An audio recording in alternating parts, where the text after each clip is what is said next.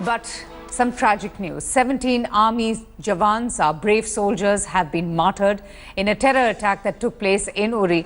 In fact, just near the line of control this morning. All the 4 terrorists who stormed the army building have been killed after a fierce gun battle. The terrorists entered the army building, breaching the fence at about 5:30 this morning. Combing operations, we hear, are still going on. Security has already been tightened in Uri. Special forces have already been rushed to Uri as well.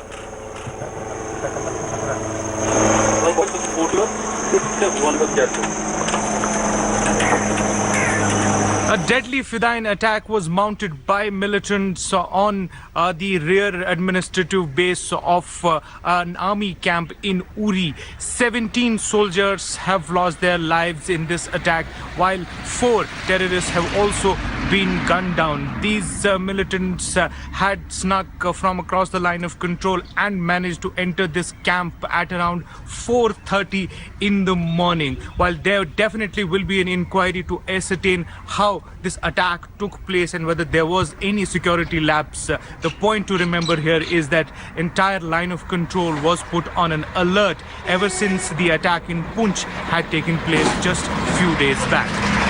In Srinagar, Shujaul Haq for India Today.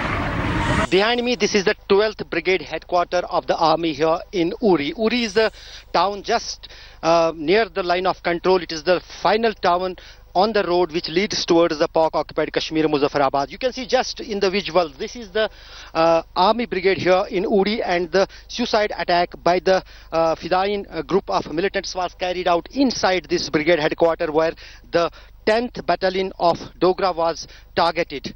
2 buildings were first targeted by the 4 heavily armored militants. 2 of them went in one barrack and 2 other in another barrack. That is the result which resulted the casualties of the army here in this terror attack. So far 17 army Jawans are confirmed dead, and more 13 are injured who had been shifted to the army hospital in Srinagar. But so far we are seeing a heavy movement and combing operation going on inside this brigade headquarters. Not only the army units but even the paratroopers have been rushed inside the brigade headquarters, and now they are combing all the sides of this army headquarters here in Uri.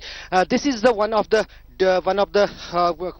biggest terror attacks in recent times, probably in the last 10 years, where such a huge casualty has been faced by the army in this terror attack. Now, what reports latest are coming up that the army chief as well as the defense minister are making their way towards the Kashmir. They are going to chair a high-level meeting on the security, particularly on the line of control, after this terror attack as well as the earlier terror attack in Poonch, and are meeting here in Srinagar with all the base commanders, all the GOCs, as well as all the field commanders here in the Kashmir as well as on the line of control. This terror attack has been seriously taken not only by the army but even by the government of India, because the casualties by the army as well as how these terrorists managed to infiltrate the high security compound of such a huge army installation near LOC is a big concern.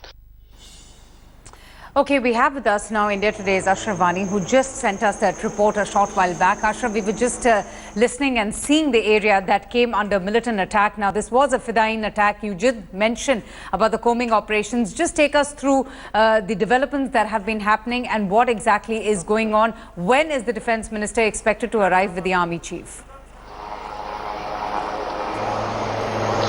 Avantika, basically you can see behind me, as you can listen the sounds of the helicopters. Just a while back, the GOC of the 15th Corps, Lieutenant General Satish Dua, has reached inside the brigade headquarters. He is assessing the situation and trying to know the facts, how these heavily armored Fidayeen militants managed to reach this heavily guarded army installation here on the line of control in Uri town. You can see behind me, just we are seeing only the movements of the army. No one is allowed inside, neither the police nor the civilian nor any media person. But so far this operation is over, as all the 4 heavily armored these Fidayeen militants had been killed. heavy cache of arms and ammunition has been recovered from them. Even what my sources said that some maps have been also recovered from them, which clearly show this place was on their target. They may have used the track, which info we are getting, that is the Jahlim River. You can see my cameraman will show you slightly. This huge deep valley is the Jahlim River, which just passes aside of this brigade headquarter, and there is not any heavy water level nowadays in that river, so it is easy to cross. Then probably there are perceptions that probably these four militants may have used this river as a reach point to enter inside this compound of the army. And also this is the heavily completely the area on the line of control. Every and each village and army installation is on the line of control, and even the heavy deployment of army, and even there are the negotiations going on that further army will be deployed in this particular Uri sector, because this is the link not only for the civilian link as the Srinagar Muzaffarabad route of the buses, the bus service, as well as the trade of the goods go through all this way towards the Pak occupied Kashmir. But now the big question is, the first question is for which the army chief as well as the defense minister is coming Kashmir, that where is the lapse that these four armed heavily militants managed to reach this heavily guarded army security installation when there were the complete inputs for last many days with the army that these kind of terror attacks will be carried out by the militants after the Poonch attack. Absolutely, Ashraf, just stay with me. We're receiving a lot of reactions on the terror attack that took place in the early morning hours in Uri. Let's just listen to those reactions and then I'll come back to you.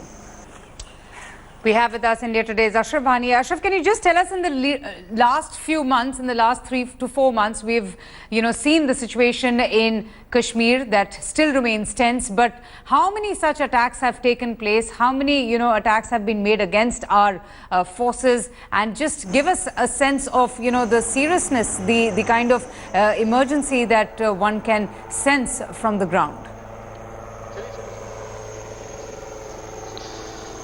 Avantika, basically the situation is serious. No doubt the government is trying to just say the things are not bad, but there are actually things bad. We have seen the last 70 days how militants openly addressed the different rallies in different major towns of the Kashmir Valley.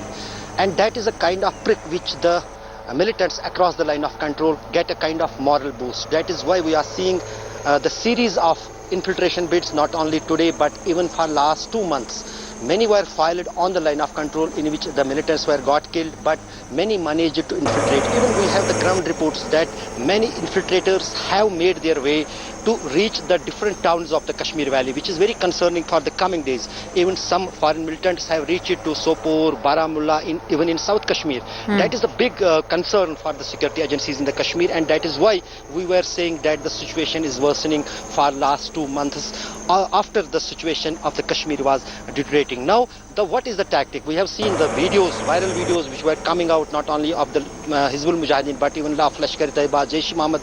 They were just warning that they are going to carry out the attacks after the Eid.